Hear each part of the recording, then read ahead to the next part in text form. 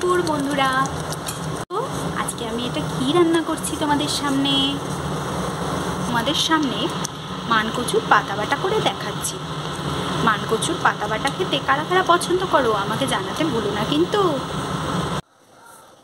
মানকচুর পাতা বাটা বানাতে প্রথমেই নিয়ে নিচ্ছি মানকচুর কচি পাতা। এবার পাতাগুলোকে আমি কিভাবে ছাড়িয়ে নিই দেখতে থাকুন। এই যে দেখুন, শিরাগুলো থেকে আস্তে আস্তে করে আমি পাতাগুলো ছাড়িয়ে নিচ্ছি। এই দেখো বন্ধুরা, আমার পাতাগুলো ছাড়ানো কমপ্লিট। এইবার আমি রান্নায় চলে যাব। এরপরে আমি পাতাটাকে সেদ্ধ করে নেব। এই সিদ্ধ করে রাখা পাতাটাকে জল ঝরিয়ে সুন্দর করে পেস্ট করে নিচ্ছি। এই পাতাটার মধ্যে কাঁচা লঙ্কা দিয়ে দিলাম। তোমরা তোমাদের স্বাদ মতো কাঁচা লঙ্কা দিতে পারো, বাড়াতেও পারো কমাতেও পারো। সুন্দর করে পেস্ট করে নেব। আর রান্নাটা শুরু করছি।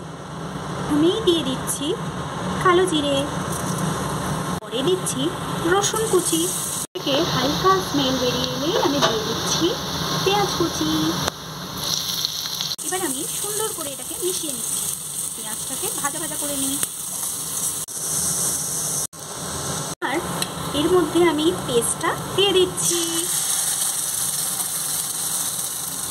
এবার আমি এর মধ্যে একে একে দিয়ে দিচ্ছি লবণ, হলুদ গুঁড়ো। এটাকে সুন্দর করে মিশিয়ে নিচ্ছি।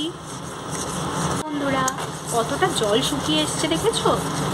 আরও শুকিয়ে আসবে। এর মধ্যে আমি এবার দিয়ে দিচ্ছি চিনি।